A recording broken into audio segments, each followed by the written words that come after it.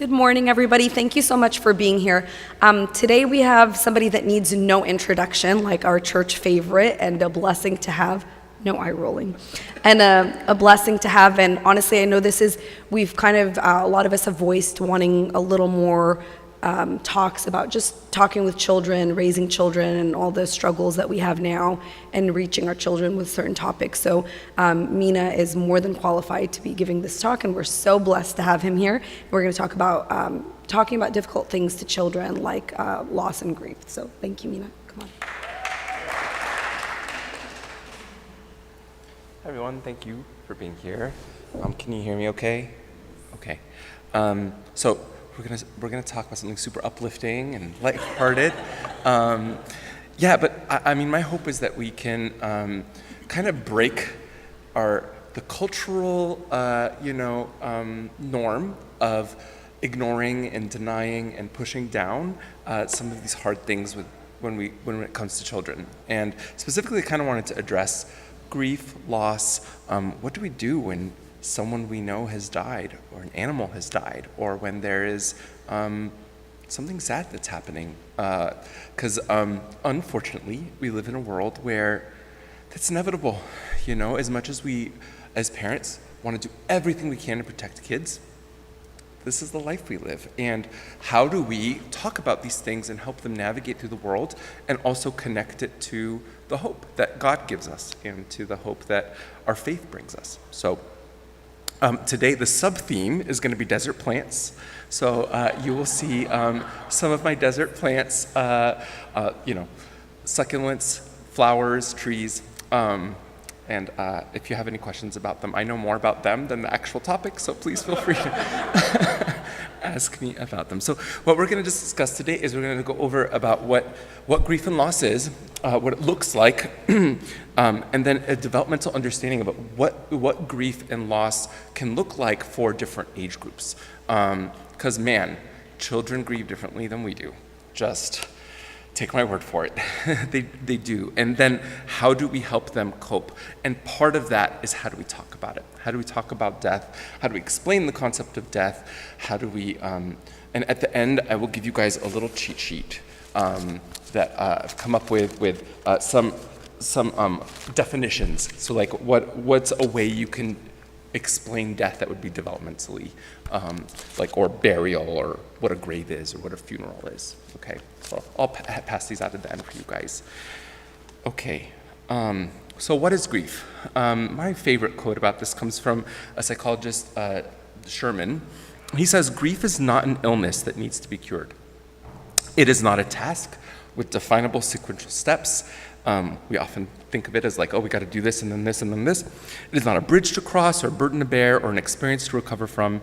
It is a normal, healthy, and predictable response to loss. In a sense, I would say it's actually the process is a gift God has given us to heal. So it's a journey of healing, it can look different for everybody. So we'll talk a little bit more about that. So before we talk about how do we engage children, understand how to talk about it with kids, support them through grief and loss, we have to assess ourselves. What is our experience with grief and loss? How comfortable and confident am I in my own ability to deal with it, right? How prepared am I to respond effectively to people who are having a grief reaction? What kind of grief reactions tend to trigger me, right? Like, what kinds of things do I see that tend to bring up my own grief? Is it when people isolate? Is it when people cry? Is it when people get upset or angry or irritable? So what is it that tends to bring up grief for me? Sometimes those are because that's the way we tend to express it. Sometimes it's just because it's so different from the way we express it. It feels like I don't get it. You feel disconnected from someone, and that can bring up a grief response. So do I know how to directly acknowledge grief and make a referral to an appropriate resource when necessary, right? Like, how do I know? And that question is kind of like, how do I know this is kind of like this normal grief that Mina is talking about versus when it's something more? And so the truth of the matter is there's a bazillion types of grief, actually, and I'm not going to bore you with it. This is a topic for another time if you're interested. But there's what we call like typical or normal grief, but then there's also complicated grief. There's, in the child world, we talk about childhood traumatic grief, is kind of when the grief is so significant and disrupting the functioning so much that there's like a trauma element to it. And we're not going to talk about what that looks like because we're going to talk about more normal grief today, but if you're interested, we can talk more about that next time or another time. So, I'm going to go through a little bit of the science of grief before we talk about, because I think we need this background. I'm going to do my best to do this as quickly as possible. So when it comes to grief, there are 5 universal realities that psychologists have kind of put together. The first is that grief is personal. Each kid has their own journey and is an expert in their own grief. We have to do our best to put our assumptions in a box and say, just because this is how I do it, this is what we think is supposed to happen, you're supposed to wear black, you're supposed to do. We put all those aside and we say this kid is their own journey and approach to grief. Grief is transitional. That means they need time and space to explore this new reality that they're entering, right? Grief is seen and unseen. So I was just reading, you may have heard of like Alex Jones, that guy that. I think it's called InfoWars, his company. He spent a lot of time trying to discredit the grief of the Sandy Hook victims. And his whole thing was like, look, that one laughed. That parent laughed in an interview. That means that they're not grieving. This is they made it up. This is all like, bad actor, But that's not actually the way grief works. Like, you can laugh in grief. You can do, there isn't, just because outwardly someone's looking a certain way doesn't mean that they're not grieving, right? So it's seen and unseen. We can't make assumptions based on the outward expression. It's a shared experience, so this is part of the gift of grief, if you ask me. It's about connection. So if we use it as an opportunity, it allows us to connect with others as difficult as it is. So it's all about trying to see how do we get our kids to connect to the support system, whether it's us as parents or caregivers or servants, or it's peers or other people in the community. Grief is integral. It is important, and it is necessary. There's just no way around it. We can ignore it, but it is a part of our human experience. Again, a gift God has given us, and it's not our role to take away the children's grief. Our role is to help them navigate through it in a safe environment so that they can grow and learn and move forward. Any questions about this? Okay, please stop me at any time. But I'm going to try to train through this because, man, I had so much I wanted to share with you in such a short period of time. So I'm just going to, please, yeah. This is, so I'm also selfishly kind of just trying to do some education on grief in general. It's 2 topics in one. We're doing a little 2 topics in one. So we're talking about grief generally, and then I'm going to kind of like make it more developmentally. Also, more general grief information. So you may have heard of the Kubler-Ross, 5-stage model. Some people call it the DAGBA model. The denial, anger, bargaining, depression, and acceptance. A couple things you need to know about this. There are a lot of more modern psychologists that don't love this classification. I think it can be useful, so this is just my personal opinion. With that being said, I think it's really important to know a few facts about it. It is not a linear thing. Like, it is not necessary to go from denial to anger to bargaining, okay? It's also not necessary to go through all of the stages, right? Some people really focus in on the denial, like this is kind of their experience of grief, and then that gets acceptance, like it's just, two-toned. And some people, mix and match. So it really, I think this is helpful in the sense it can kind of give you some words and understanding about what's possible and what might be happening for your kid or yourself, but it's not necessary, and it's not important to kind of like say, oh, you haven't done this, so you're not grieving right. That's where I think this can be dangerous. So denial is just, when your conscious reality is trying to protect itself from the unconscious pain of the grief and the loss, okay? Anger is more common actually developmentally in children and in adolescents than in adults, although it very much happens in adults. But anger, in my experience, tends to be kind of the primary experience for children, actually. So we got to give space to that and some understanding. Bargaining, we kind of want to see if we can change anything, right? Some sadness and depression and acceptance is kind of the goal, right? One quick thing about the pencil plant, also known as fire sticks, these are pretty toxic. So like if you ever see these or grow these and you happen to like tear off a piece, there'll be like a milky liquid inside. Do not touch your eyes. People have gone blind from it. And it's also toxic to animals. So my dog, we had some in our backyard. My dog ate some and he had to go to the vet. It was a whole thing. So we had to get rid of them. I think they're beautiful, but they're toxic. So just so you know. They're kind of everywhere if you pay attention. Okay, yeah. Okay, another model is Warden's 4 tasks of mourning. So the things we're trying to do in grief, we're trying to accept the reality of loss. We're trying to process the pain of grief, to kind of feel.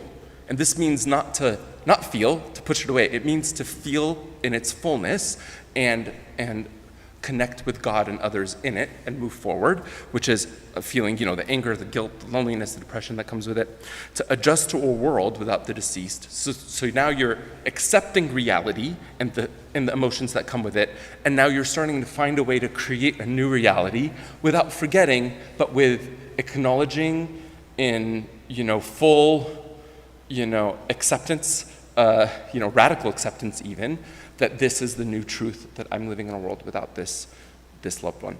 And then to find an enduring connection, to find a way to still feel connected to the person that you've lost, even though they're not there, right? And so that's an important part of grief, is actually finding a way to have a meaning in the future and a connection.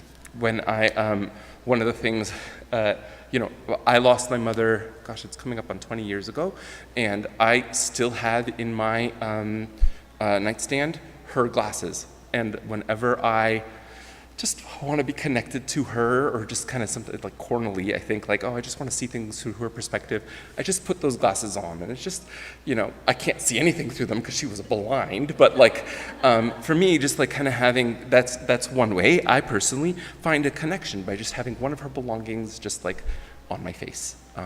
They're silly looking, they have watermelons on them, but yeah, anyway, yeah.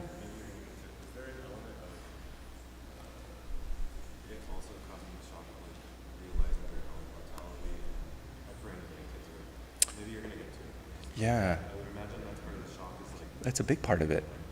Yeah, and I think that's especially relevant for kind of elementary school aged kids and early adolescents. That's when they're kind of understanding, part of their understanding of death developmentally, which we'll get to a little bit, is that they don't believe children can die, right? Like they don't think like people die. they don't understand that that this could happen to someone in my world, or even me, right? So having that happen in their sphere can be a big part of the grief. It's a really good point. Thank you. Anyone else want to add anything? Any questions? Okay. You're doing great. I know this isn't super fun, but thank you for bearing with me. I just think it's important we talk about these things. So, what do kids need when they themselves are grieving? Believe it or not, they need to be in the know. They don't need to be in the dark. They need to be in the know with developmentally appropriate information. This is just the psychological truth, okay? I'm not telling you as like someone that's trying to like shake things up too much in this community, and I know it's very countercultural here, but it's just kind of what we know about what's helpful for kids who are going through their own grief. They need information. Yeah. Do you recommend, it's usually just kind of like a shock period in adults? Yes. Do you recommend having children take part of that? So here's my recommendation. I think that to do a good job of supporting a kid who's grieving, we have to be in a place to be able to communicate effectively and to give space for them. So I think it is very healthy, normal, to say, okay, maybe they're not like in the family meeting where we're hearing all the information about what happened. So like take, there's a sweet spot where you yourself are like stable enough as a parent or caregiver to kind of like to support your kid, but also you're not like waiting a month because that's also that's denial, and that's enough time for a kid to kind of like hear lots of other things from other people, have their own like interpretation. So what happens is if you don't give, the reason why this is important is if we don't give the information, they create their own narrative. And this is what happens with death and with loss and grief with kids. And the majority of the time, a kid's own narrative, if left to their own devices, tends to be very confusing and not helpful for their grief experience. Okay, so they need their emotions validated and addressed. They need to be listened to. Oftentimes, especially if you've got a sensitive kid, I was this kind of kid, they tend to feel like they're to blame somehow, right? So they often will need reassurance that this isn't about you, little one. You know, this is not your fault. Sometimes having them be involved in it, depending on the kid, in a developmentally appropriate way, and then also to do that while you're also continuing their schedule, right? So they're still going to school and they're still doing their things they need to do. They're still seeing their family in a part of their routine activities as much as possible, okay? And then also finding ways through the grief process to revisit our memories and our emotions of the deceased. Okay.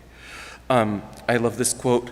Companioning, which is kind of our goal as parents, we want to join kids who are grieving, is about listening with the heart. It's not about analyzing with the head. So I've talked about all these models. Part of me wants to say just throw it all away and just let your heart be open to the kid. And it's about walking alongside. So it's not about trying to like tell them this is what to do, this is what's wrong, this is what's not. It's about joining them where they are and walking with them, having them not be alone, really. Okay. Okay. So why is it so hard to kind of connect with kids and talk about these things and to grieve? Of course, we're dealing with our own grief and loss. So, right, if a kid has lost someone, it's likely you have lost the same person, right? And we got to do our own mourning, right? The other part of it is I think that like, and I brought this up a few times, but I think we really have to keep bringing it up, is culturally, right? I think the way we're encouraged to grieve is by protecting others from it, and specifically by protecting young ones. So I'll give you my personal example. I shared with you my mom passed about 20 years ago now, so I was 19. My mom was in the hospital, and I was told by everyone in my family that she's going to get better, she's going to be fine, because they didn't want me to deal with the truth. They didn't want me to deal with the hard reality. Part of it is like, we protect people by not being honest with them or not giving them the full truth. Also, because I don't think they were able to process it. So to talk about it with a kid and see them cry and feel their emotions is really hard. So I actually didn't know my mom had passed until much later, because I was not being told the truth, right? And then as a 19-year-old, right, I'm not technically a kid, but of course seen like a kid. That was really hard for me, right? Like I'm talking about it now, with forgiveness in my heart, but also that was hard, right? That was not easy. So I want to just communicate that sometimes in our efforts to protect culturally, we actually can do more harm than good, in my opinion. So we want to avoid the pain and suffering ourselves. If we have our own grief experiences, sometimes we bring that to the table when we connect with kids, right? And then we often underestimate children's resiliency, their ability to deal with hard things and with stress. And I think what I'd like us to do is remember, like, they've got you, a loving parent, they've got God, they've got the church, they have a support system here. So like, what more could you want? Is our job to pretend like we live in a world without suffering and without loss? Or is our job to really join them through the difficult parts and point them towards the hope that God and his resurrection brings? And that's kind of what I want us to reframe, So I know you're all tired of me on the soapbox, but I just think it's an important soapbox. So any questions or thoughts about this? Do you have your own experiences? Yeah. Oh, sorry. Yeah. I love that question. So I will say that every family and every kid, there is no right or wrong answer here. There's no one size fits all. With that being said, generally, I do recommend, based on the evidence, the psychology, that if the kid is in a a stage that I'll talk about, developmentally advanced enough, I do recommend that we consider bringing them to the funeral for all kinds of reasons. And I actually have a few slides talking about how to talk about funerals with kids and why funerals are important. So if you don't mind, I want to go through those slides at the end, and if I didn't answer that question fully, please tell me and we can revisit, okay? But yes, generally, I actually do think it is important to try to have kids participate in the funeral and the grieving process. If for whatever reason it's not a good fit for the kid to come to the funeral, right? We've given it serious thought and it's just not helpful, right? I do think that there's other ways to have them a part of the grieving rituals, right? What we don't want to do is shut them out completely. So if it's not the funeral, we got to think of the other things. Yeah.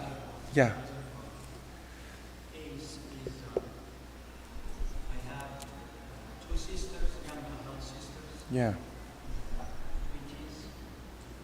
And they were out of town. And one of them passed away. And the other sister has to go through this trauma of So hard. care of the dead sister away from the parents. Yeah. And until today, past like 1 year now, it's very hard to communicate with her, very hard to grasp what is in her mind, and how we deal with the situation. Yeah, I think like a big part of, for some people's grieving process is they put up a lot of barriers and walls. And I think that in my recommendation for people that are, where that's their response, I find it most helpful to be persistent and to not try to bring up the grief. We're not trying to, what you're trying to do is just be with the person. Again, this idea of just joining and walking along, just spending time, making it known that you love and care for them, making it known that you're present for them. Then everything else comes, right? Like if we have that approach and that posture, then we allow them to tell us what exactly they need, right? But, you know, when I say be persistent, I don't mean we're bothering them constantly. You're not texting every day, but you're also not, you're recognizing that it's part of the grieving process to push away for some people. So we don't kind of say like, oh, well, I tried, and just kind of leave it there, right? Because that's also, so there's a balance of like trying to say, okay, I want to gently remind and encourage them to connect with me as I can without like, you know, nagging or pestering.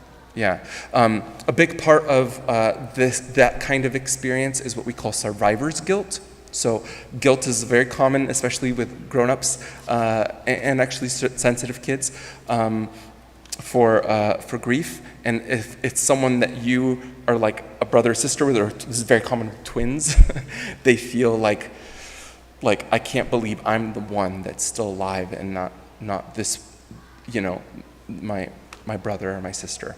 Right, we call that survivor's guilt. Bishoy, you had a question? Okay, all right. Yeah, young man. So I know that as parents, you want to do everything you can to help your child avoid, you know, like emotional pain. Yeah. So if you lose a family member, so you lose someone as well as them, and you want to help them, you know, go through the grieving process, is it, if I'm able to kind of hide my emotions, should I try to hide, you know I love being that. emotional in front of them, or is it okay to get emotional in front of them? Yeah, so I'm a big fan of being real with your kids with your own emotions, with the understanding that it's not your therapy session. So there's a balance here, again, like all of this stuff, of like, naturally as humans, we wanted black and white things. We want to choose one extreme where it's like, okay, to be strong for my kid, it means they have to know that I'm feeling no pain and I'm emotionless and I'm just listening and that's it. Okay, that's an extreme actually. And the other extreme is to be like weeping all the time, you're sad, you're not functional, you're not actually, but I'm being real for my kid, they can see what grief really looks like. There's a middle ground where like you're real, you express your emotion, and you give space for theirs too. So it's allowing you to be real and vulnerable so that you can make it safe and real to talk about the things too. So does that make sense? Okay, so that's not easy to do, right? And again, I think most of us, like naturally, we tend to lean more one way or the other, but I think that the goal, right, is for me to grieve in front of my kid, but to do it in a way so that there's also plenty of space for them to grieve too. Okay, any other questions?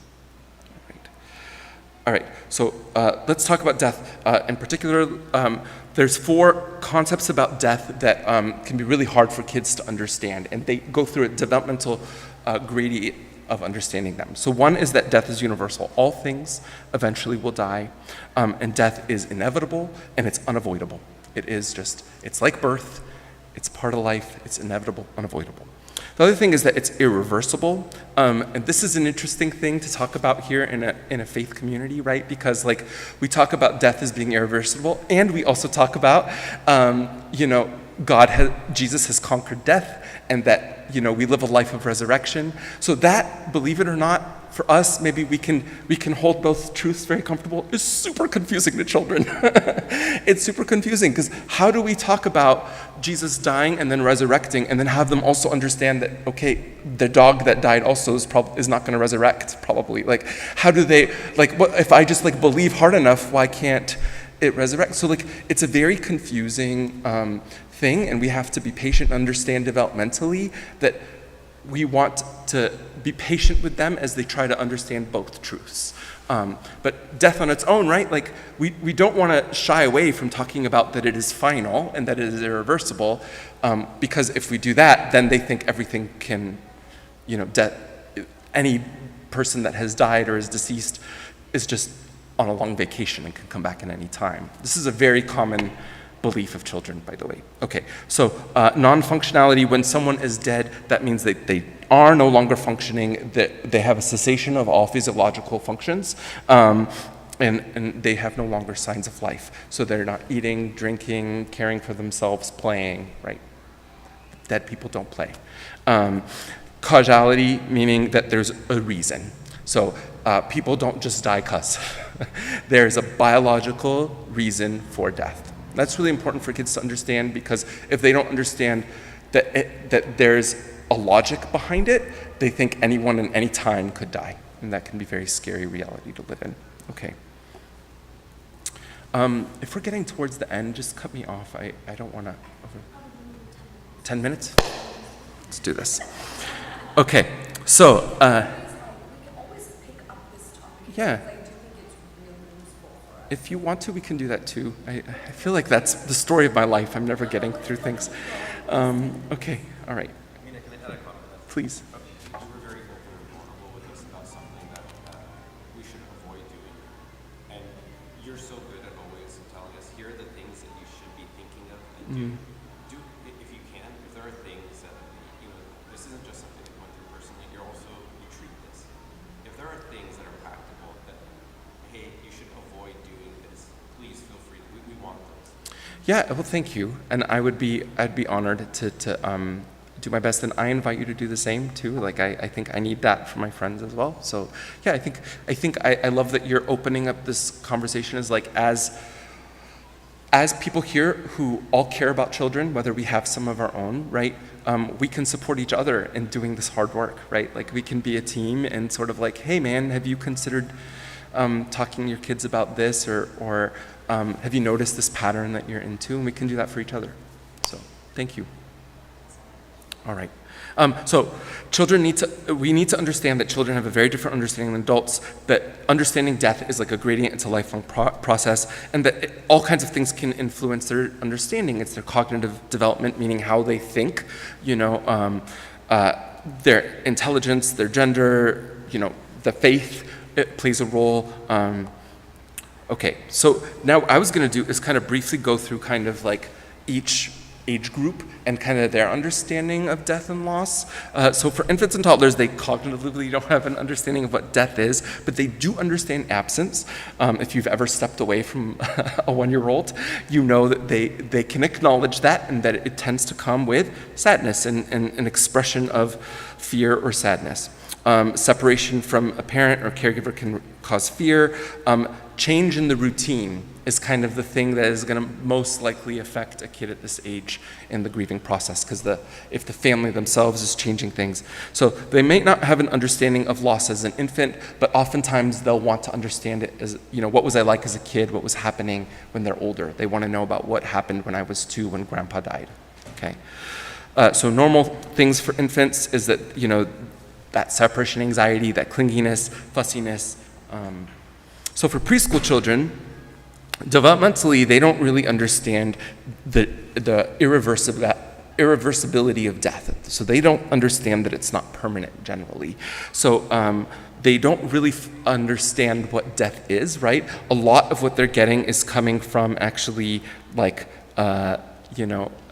maybe the cartoons they watch or like that kind of thing. It tends to come, their belief about death tends to be really quite magical and really about themselves. So egocentric means that they see the world as them being at the center, and that's developmentally normal, right? That's part of a 5-year-old's thinking.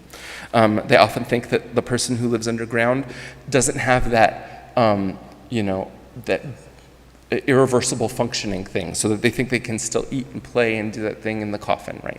Live their life, but they're just not here with us, right? They're buried, but they're still doing their thing. Okay? Any questions about that? So that's developmentally a very common thing. What we see with that is that they'll often ask repeated questions, and that can be really hard for parents because, like we talked about this, why are you asking me again when, why am I not seeing this person that is lost? Sometimes you'll see regression in behaviors, meaning that they might have more difficulty sleeping, going back in their stages of development. That's what we mean by regression. They'll often repeat kind of like what they're hearing. So like, for instance, my son was 3 years old when our family dog died. Shortly after, we got another dog. So we were walking the new dog, Teddy, in our neighborhood for maybe 4 or 5 months. Every single stranger we would run into in our neighborhood, he would say, "This is my dog, Teddy. I had another dog, his name was Kaiser, and he died." And he would just want to talk about he didn't introduce himself. He was just talking about his dead dog Kaiser to every single human being, poor stranger that was on the street. And he just needed to talk about it because that's what he had heard from me, because I believe in using the word died, So I said that to him, and he was processing it by talking about it with others. That's developmentally normal grief reaction. Younger school kids are starting to understand the concept of death, so this is kind of your kindergarten, first grade, second grade age. Most of their understanding of death is influenced by TV and books and movies, so they might understand death as being a person, right? Like if they see TV or books, as the Grim Reaper kind of thing. They tend to take that magical thinking that's in preschool and make it a little bit more concrete. So images of death or ideas of death come along with skeletons and ghosts and a lot of the Halloween type imagery. And they think that it's a very common belief that if you're good, you don't die, right? Why? Because a lot of the books and TVs and movies, right, the good people are the ones that live and survive, and the one that doesn't make it is the bad one. So badness, not doing good things, leads to death, not, right? Right, sin leads to death, we know this, right? So there's a part of that that's normal, right? But we want to help them understand that the person died not because they were a bad person, but because they were sick, and this is what happened. They often think too that death is for old people, right? So it can be especially traumatic if there's a young person that died in the community, if they have a classmate that died. Okay, so normal for early childhood is, I think the biggest one I see is aggression. I see that a lot in children. Also, learning problems, what people confuse as ADHD, difficulty focusing. And that's not necessarily ADHD. It could just be, very often, it could just be grief. And again, this guilty feeling of feeling like they caused the death. Okay, yeah. Yeah. And that description is spot on. Catherine, she went through the 5 stages of death within like 5 minutes, and then what was left over was fear. Fear. And until today, I don't know how to fix it. Don't know how to reverse that. Yeah. She constantly. She's worried about it. She constantly speaks of like, oh, I don't do this because I don't want to die, or like there is always a fear of death. Yeah. For sure, and I think that I wonder if we can. This is going to be a process. I think I wonder if we can reframe. Again, as parents, we want to fix it. We want it to stop. We don't want them to feel it. I wonder if we can reframe it as, okay, it's not that I want to fix that she's not feeling this, but I want her to expand her thinking and the fear into okay. I feel this fear of death. I worry that it can happen to me and other people, and I'm healthy. And it's been now several months, and no one else in my class has died, and and that kind of thing. So kind of like not trying to erase it, but trying to add to it and expand it, and trying to help her just have a space to express that feeling. My sense generally is that it feels like she's stuck right now, but she will grow into a deeper understanding as she develops and as time goes. But what we don't want to do is squash it. We don't want to be like, stop feeling that, you're fine, you're fine, you're fine. What we want to do is like, thank you for sharing, tell me more about what you're afraid would happen, what do you think, what are your fears about what's leading to it, that kind of thing. Does that make sense? Okay. Any other thoughts, questions? Keep going? Okay.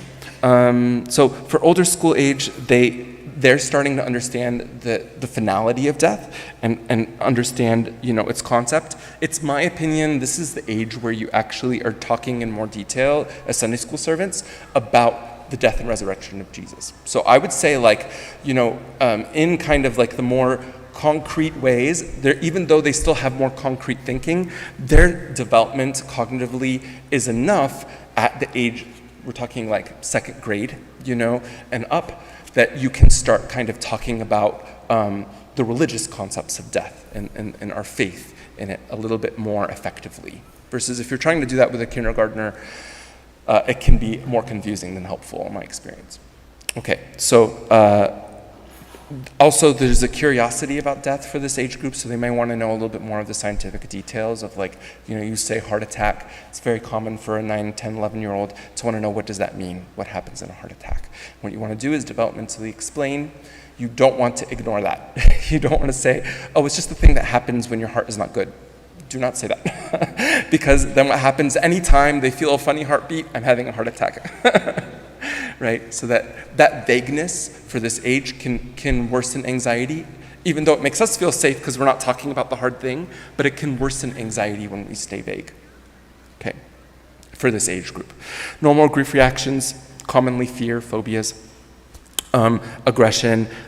For this age group, I see a lot more of the somatic symptoms. That means like your body is experiencing the emotional distress. Stomach aches, headaches, weakness, and often at this age too, it comes with, because my body doesn't feel good, because I don't feel good, the desire for school avoidance. As much as possible, you don't want to give in to that, right? So yes, there's room for sick days, yes, there's room for mental health days, but please do not reinforce that reaction by having them stay home over and over and over. This is me as a psychiatrist begging you, if you're a parent, to not do that, because then I see kids that haven't been in school for 3 months because they just didn't feel good, right? Okay, so for adolescents, again, more abstract understanding of death. they can use more reasoning, problem solving, and grief is going to be more communal for adolescents. It's going to be more discussed with peers. Okay, so we're just going to try to race to the finish here. So I think we talked about most of these things. When we're talking with kids about death, we want to give space for children to communicate their feelings. We want to tell them what to expect. We want to acknowledge our own feelings. And then we want to, let the child make the decision to go to the funeral, but we want to give it as an option, is generally a recommendation. Yeah. Okay, thank you. Okay, so when children are going to often ask questions, I'd like to do a quick exercise if you're all okay with it. If you had a kid who, let's say grandmother passed away, died, how would you explain that to a 9-year-old? What would you say? Dad, what's death? What's dead mean? Mom, what's dead mean? What would you say?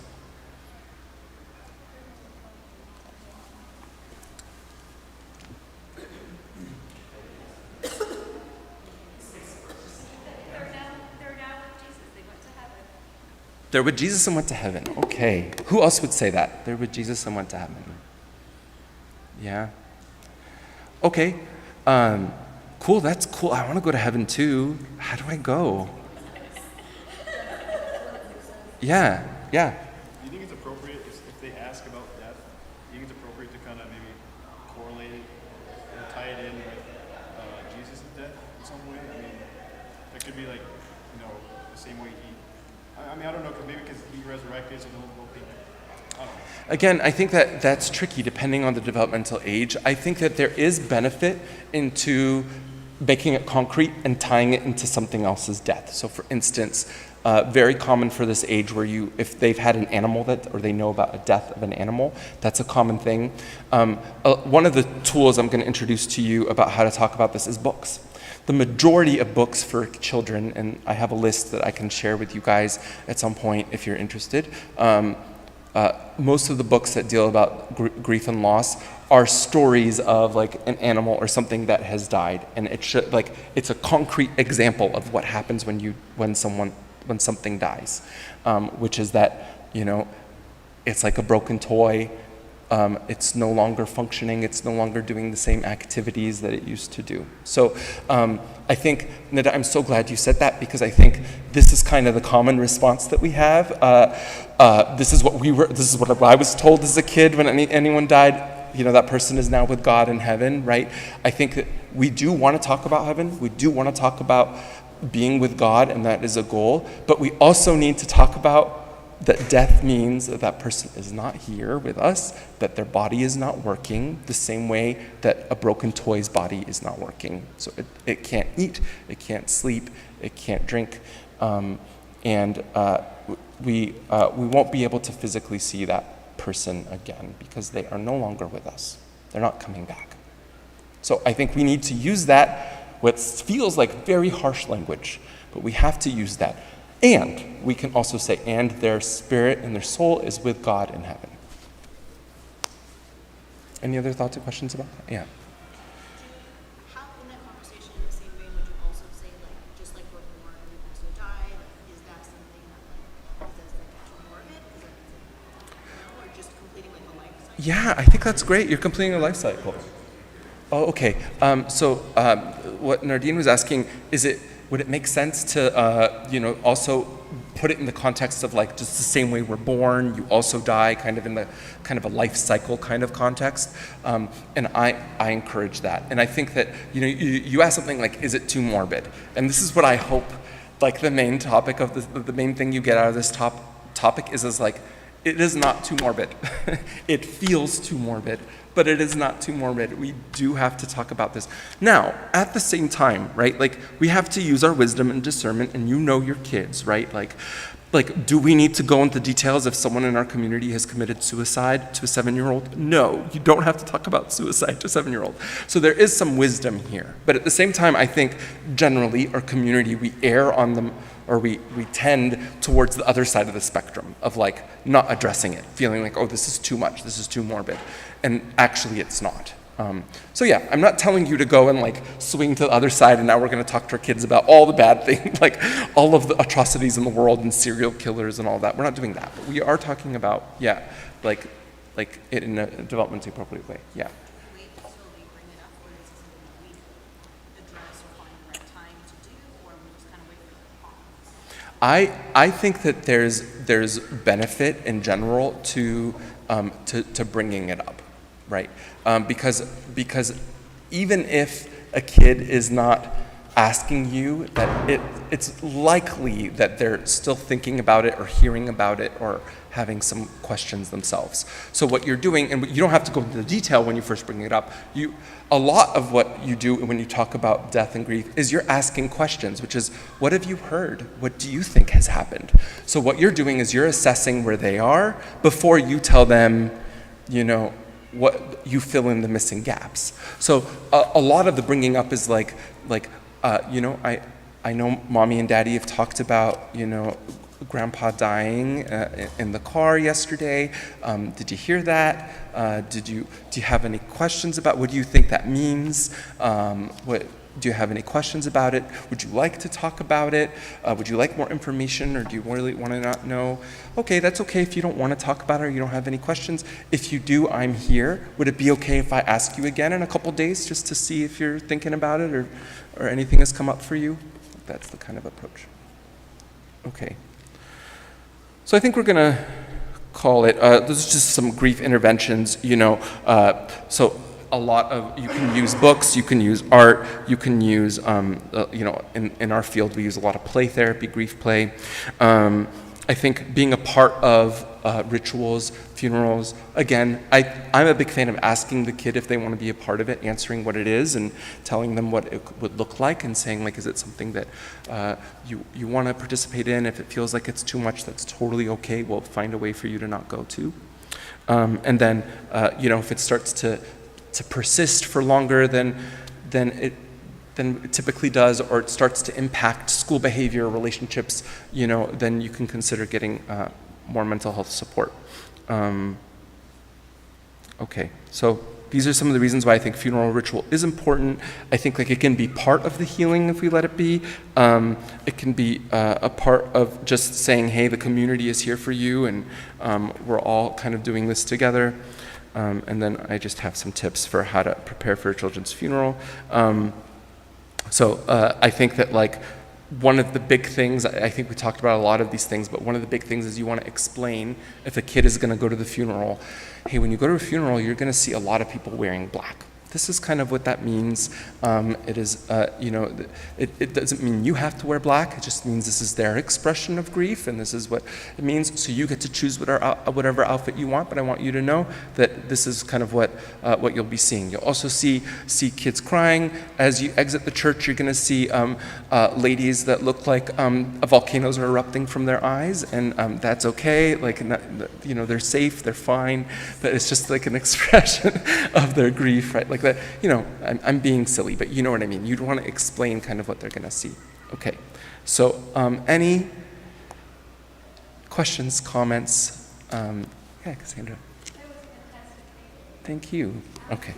How do you respond to the fear that once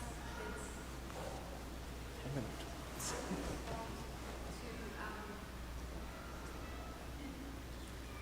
Yeah, I'll just try to repeat what you say. Don't worry, Cassandra.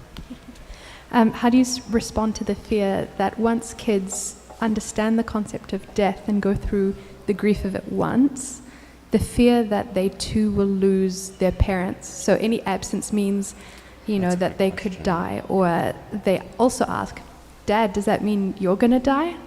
Are you going to die soon? So how do you deal with that going after the months or years after? I mean, man, from experience, it is so hard to hear your kid ask you, are you going to die? When are you going to die, right? Like my wife and I have heard that question from our kid a few times, or a lot of times. It's really hard to hear that. I think first you have to process as your parent your feelings about that, right? Like I think you have to take a beat and say like, okay, that's hard for me to hear my kid. worry about me and already miss me even though I'm here. And then the second thing to do is you want to take the time to validate that feeling, to I think like when we lose somebody, it makes us worry about the other people that matter in our lives, and that's okay. I worry too about the other people in my life, and I worry that they could die too, and that's a hard feeling to have, isn't it?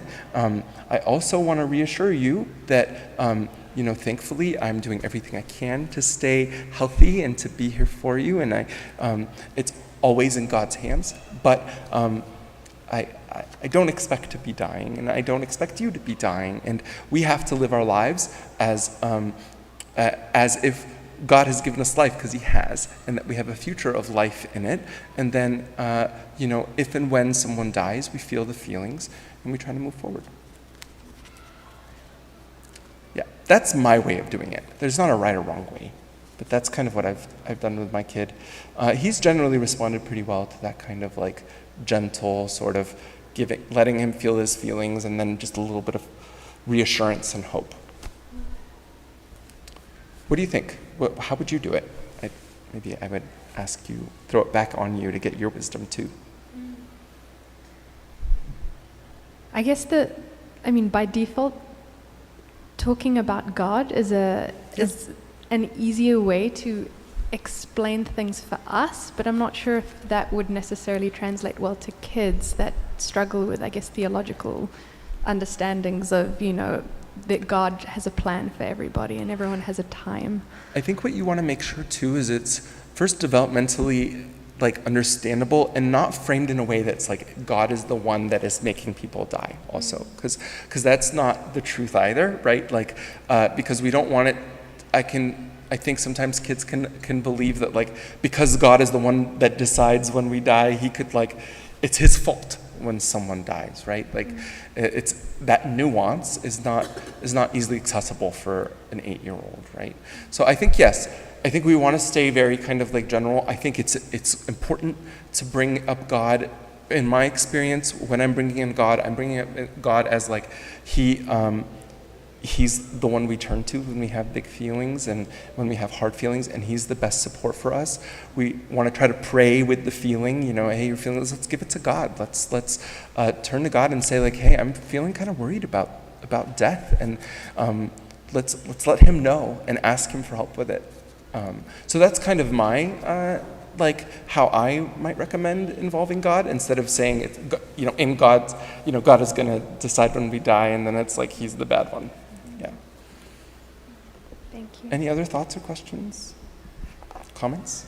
Yeah, Dean. One of the slides said that kids have big reactions to seeing their parents or an adult cry or have those emotions. So how would you navigate if somebody is feeling those feelings? Do you just not feel them around the kids? Do you avoid the kids? What is the strategy there? Yeah, I think that it's really hard, isn't it, right?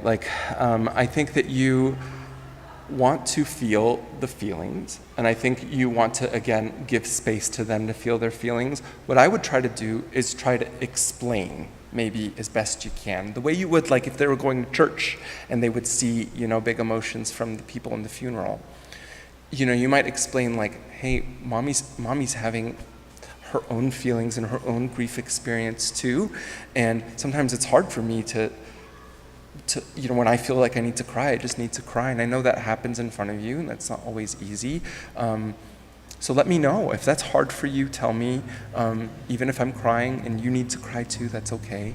So kind of giving them space and permission to respond to your response, and to kind of explain, this is, I'm a person too, and because I think that's really important for kids to see, right?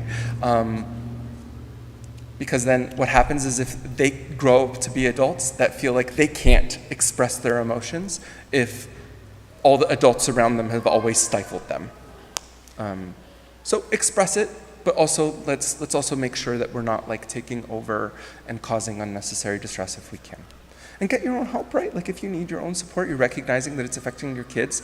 We have to have the humility to say, hey, I give this to God, and maybe God is guiding me to get some support here. Okay, thank you all. I'm so grateful for you.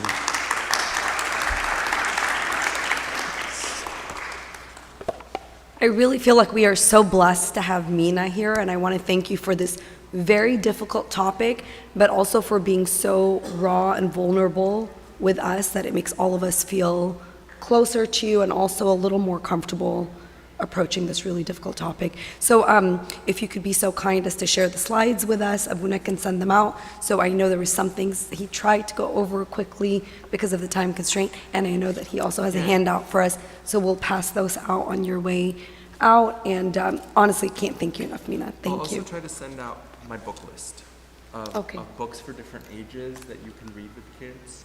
I think that's my favorite way. At least in the clinic, we have just like a stack of books. I have my favorites. So I'll send you a book list. And also things for you to read as parents if you want to.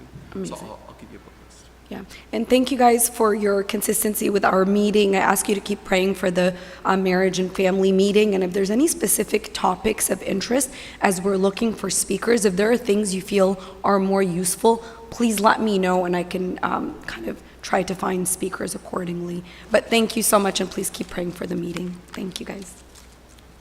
Just pass around that. That's all. Thank you, Mina. Angel. Do you want me to pass them out? Should we say prayer? Yes, please. That's good. We are in a church. Okay, we are in a church. Okay. In the name of the Father, Son, and the Holy Spirit, one God, amen. Dear God, we thank you so much for your love for us. We thank you for giving us emotions.